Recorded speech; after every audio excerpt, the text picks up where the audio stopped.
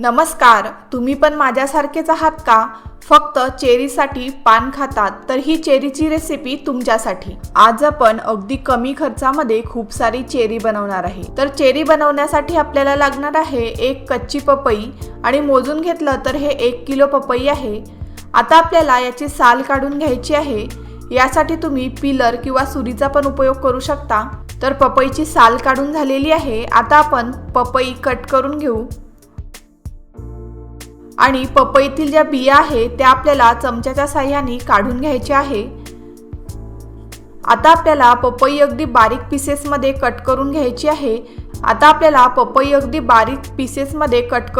आहे। त्यासाठी आधी आपण पपईच्या थोड्या जाड अशा फोडी करून घेऊ आणि याच्या आतील जो मऊ भाग आहे तो आपल्याला पिलरच्या साहाय्याने काढून घ्यायचा आहे। तर पपईतील सर्व मऊ भाग काढून झालेला आहे। आता पपई आपण अगदी बारीक पीसेसमध्ये कट करून घेऊ। तर व्हिडिओमध्ये ज्या प्रकारे दिसत आहे त्या प्रकारे आपल्याला पपई कट करून घ्यायची आहे।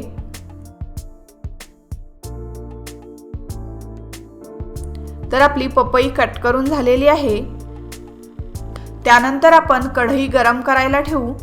यामध्ये आपल्याला 4 ते 5 ग्लास पाणी टाकून घ्यायचं आहे आणि पाण्याला छान उकळी काढून घ्यायची आहे।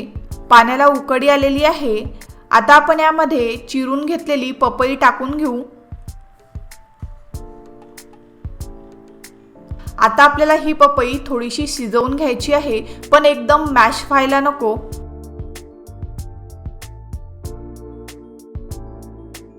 पपई कुक करून झालेली आहे। तुम्ही बघू शकता आधीपेक्षा पपई थोडी ट्रान्सपरंट झालेली आहे। आता आपण यातील जे पाणी आहे ते काढून घेऊ आणि हे पपई शिजवण्यासाठी मला 10 ते 12 मिनिट लागलेले आहे। आणि यातील जे पाणी आहे ते आपल्याला पूर्णपणे निथळून घ्यायचं आहे। पपई शिजून झालेली आहे। आता आपण चेरीसाठी पाक बनवून घेऊ। त्यासाठी आपण कढईमध्ये टाकूया 900 ग्रॅम साखर आणि कपनी जर का मोजून घेतलं तर ही 4 कप साखर आहे। त्यानंतर आपल्याला यामध्ये टाकायचं आहे 6 कप पाणी। आता आपल्याला ही साखर विरघळवून घ्यायची आहे। आपल्याला याचा एकदम घट्ट पाक नाही बनवायचा। साखर विरघळली की लगेच आपल्याला यामध्ये शिजवून घेतलेली पपई टाकून घ्यायची आहे आणि पपईमध्ये छान पाक जाईपर्यंत ते शिजवून घ्यायचं आहे आणि गॅसची फ्लेम ही आपल्याला मीडियम ठेवायची आहे।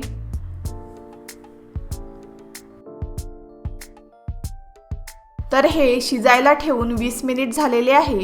तुम्ही बघू शकता आपली चेरी किती ट्रान्सपरंट झालेली आहे।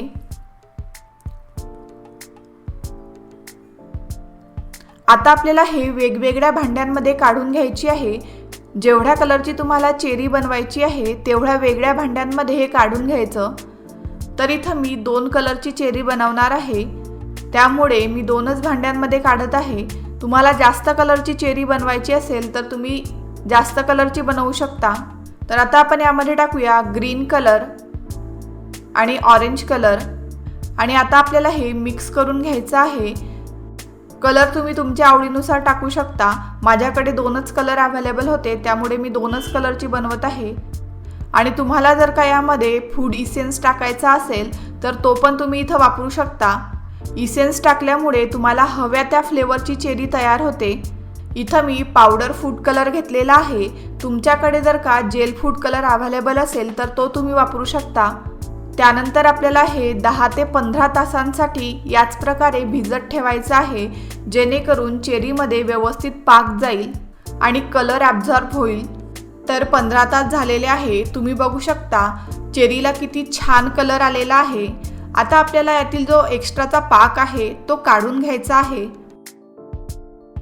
त्यासाठी मी इथे एक प्लेट घेतलेली आहे आणि एक चाळणी घेतलेली आहे, किंवा तुम्ही या जागी पुरण बारीक करायची चाळणी पण घेऊ शकता। आणि आता आपल्याला यामध्ये ही चेरी टाकून घ्यायची आहे आणि चेरी टाकत असताना शक्यतो यातील जो पाक आहे तो पूर्ण नितरवून टाकायचा, जेणेकरून ते लवकर सुकेल। नंतर इथं मी दुसरी प्लेट घेतलेली आहे आणि यामध्ये आपण ग्रीन कलरची चेरी काढून घेऊ। या प्रकारे दोन्ही कलरच्या चेरी मी काढून घेतलेल्या आहे आता आपल्याला हे 6 ते 7 तासांसाठी पंख्याखाली सुकवून घ्यायची आहे किंवा तुम्ही खिडकीजवळ हवेशीर पण ठेवू शकता। आपल्याला हे उन्हामध्ये वाळवून घ्यायचं नाही। उन्हामध्ये जर का हे वाळवून घेतलं तर चेरी एकदम कडक होऊ शकते। आपल्याला चेरी फक्त बाहेरच्या बाजूनी सुकवून घ्यायची आहे आणि आतपर्यंत ती ओलसर असायला हवी। तर आपली चेरी सुकवून झालेली आहे, तुम्ही बघू शकता।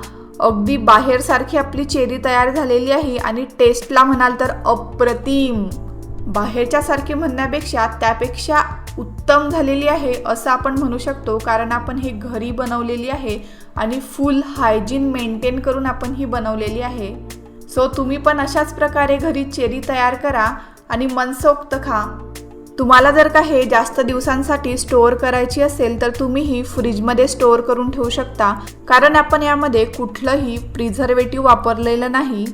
त्यामुळे फ्रीजमध्ये जर का ठेवलं तर हे खूप जास्त दिवस घरामध्ये चांगली राहील। ही रेसिपी आवडली असेल तर लाईक करा, शेअर करा, चॅनलला सबस्क्राईब केलं नसेल तर लवकर सबस्क्राईब करा। चला तर मग पुन्हा भेटूया नेक्स्ट व्हिडिओमध्ये। तोपर्यंत खा मस्त, रहा स्वस्त।